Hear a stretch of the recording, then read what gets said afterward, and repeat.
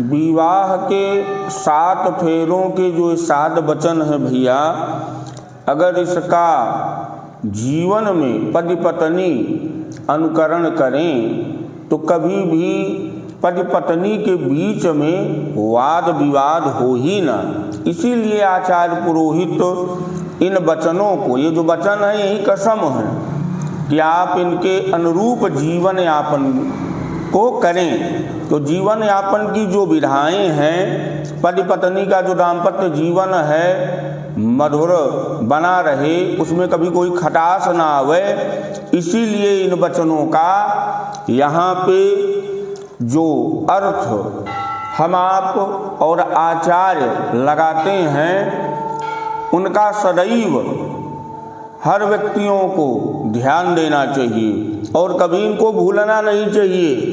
तो जो लड़की का पहला वचन है, पहले फेरे में दुल्हन आगे चलती है और अपने होने वाले जीवन साथी से यह वचन मांगती है कि हे नाथ, जब भी आप जीवन में कोई तीर्थ यात्रा, हवन पूजा या अन्य कोई धार्मिक अनुष्ठान कार्य करेंगे तो आप मुझे अपने साथ रखेंगे। यदि आप सहमत हैं तो मैं आपकी जीवन संगनी बनना स्वीकार करती हूँ। दूसरा वचन क्या है कन्या का? दूल्हे से दूसरा वचन दुल्हन लेती है कि मैं जिस तरह से अपने माता पिता का सम्मान करती आई हूँ भैया, उसी तरह से आपके माता पिता और परिजनों का सम्मान करूँगी। और मेरी ही तरह, ये नहीं कि मैं आपके माता पिता का सम्मान कर रही हूँ और आप हमारे माता पिता को गाली दें, तो इसी तरह आप भी मेरे माता पिता का सम्मान करेंगे और घर परिवार को अपना मानेंगे। यदि आप सहमत हैं तो मैं आपकी जीवन संगनी बनना स्वीकार करती हूँ। कन्या का तीसरा वचन क्या है?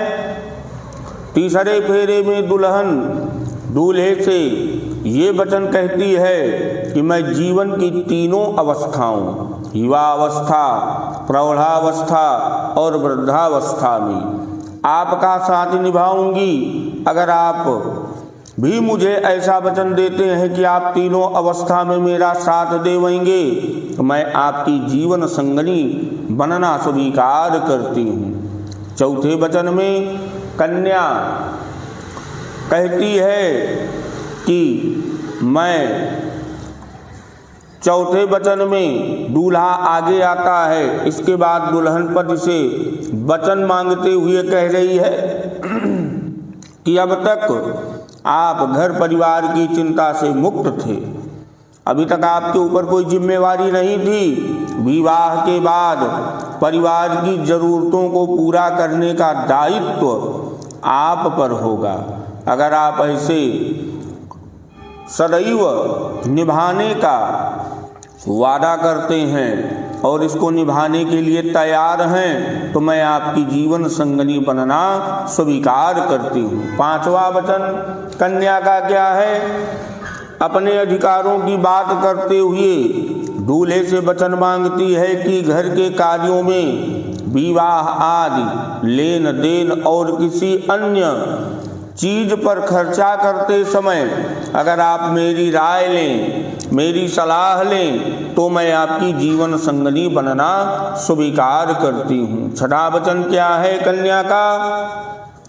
शादी के, विवाह के छठे फेरे में दुल्हन दूल्हे से यह वचन मांगती है कि अगर मैं आपकी सखियों, परिवार या अन्य लोगों के बीच बैठी हूँ तो आप कभी भी मेरा सामाजिक रूप से अपमान नहीं करेंगे।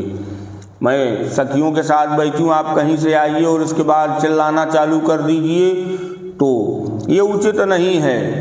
तो सामाजिक रूप से आप मेरा अपमान नहीं करेंगे। साथ ही जुआ आदि किसी भी बुरी आदतों में आप नहीं फंसेंगे। अगर आप मुझे वचन देते हैं तो मैं आपके वामांग में आना स्वीकार करती हूँ। सातवां वचन जो कि अत्यंत महत्वपूर्ण है, शादी के आखिरी यानी सातवें फेरे में दुल्हन कहती है कि आप पति पत्नी के आपसी प्रेम का भागीदार किसी अन्य को नहीं बनाएंगे और अन्य स्त्रियों को माता व बहन की भांति सम्मान जनक दृष्टि से देखेंगे। कहने का मतलब यह है कि अगर आपसे बड़ी स्त्री है तो आप उसको माता के दृष्टिकोण से देखेंगे, आपके अगर समकक्ष है, आपके उम्र की है तो आप बहन की दृष्टि से उसको देखेंगे, और जो छोटी उम्र की कन्या है तो आप उसको पुत्री के रूप में देखेंगे। ये तीन दृष्टियों के साथ आप शक्ति का सम्मान करेंगे, अर्थात मुझे ही अपनी पत्नी के स्वरूप में सदैव मन मस्तिष्क में धारण करेंगे तो मैं अपने माता पिता के उत्तम पवित्र कुल को छोड़ करके आपके उत्तम पवित्र कुल को मैं स्वीकार करती हूँ, अर्थात आपके वाम भाग में आना स्वीकार करती हूँ। ये जो पति पत्नी के संबंध हैं, जैसे धान का लावा परोसा गया है ना, ऐसे ही जैसे गर्म तप्त बालू में धान का लावा जब डाला जाता है तो उस समय संकट की घड़ी होती है, संकट की अवधि होती है, क्योंकि तप्त बालू में आप हाथ डाल दीजिए तो हाथ झुलस जाएगा।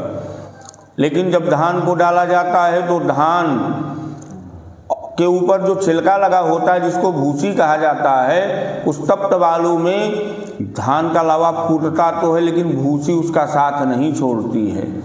ऐसे ही पति पत्नी को जब संकट की अवधि हो, संकट का समय हो, संकट की घड़ी आवे, दुख का समय हो, तो एक दूसरे के साथ को देना चाहिए, एक दूसरे के साथ रहना चाहिए, ना कि अलग अलग हो जाना चाहिए। इसीलिए भाई धान के लावे को परोसता है, क्योंकि जो धान की बेरन है दूसरे खेत में तैयार की जाती है।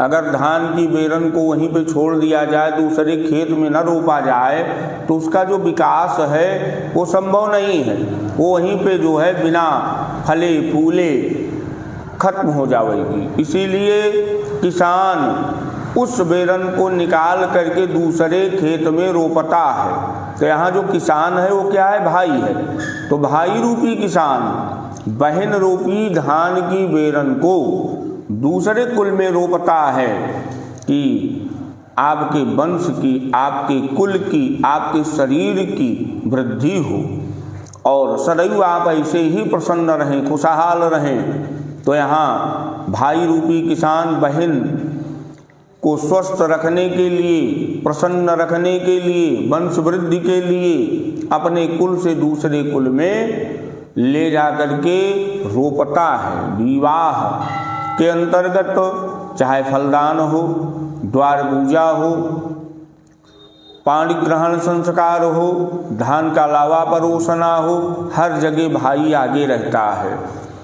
और ये जो धान है, धान की ही भांति आप सदैव फले फूलें और आपका विकास हो। और ये जो लोढ़ा रखा गया है, ये आप और आपके जो 7 वचन हैं, आपके जो वचन हैं, इन दोनों वचनों की स्वीकृति के लिए कि आज से जो आप और आप वचन दे रहे हैं, संकल्प कर रहे हैं, पत्थर की लीक हो गई। आप इसका अनुकरण करेंगे, जिससे आपका दाम्पत्य जीवन सदैव सुखी रहे, आप सदैव प्रसन्न रहें। इसीलिए ये लोढ़ा रखा जाता है। चाहे चूंकि 3 रेखाएं हैं, एक जल में आप पत्थर को फेंकिए तो जब तक उस पत्थर में वेग रहेगा, बल रहेगा, तब तक रेखा बनती जाएगी। एक समय ऐसा आएगा कि पत्थर का जो वेग है, बल है, वो समाप्त हुआ और पत्थर डूब गया और पीछे जो रेखा बनी वो खत्म हो गई।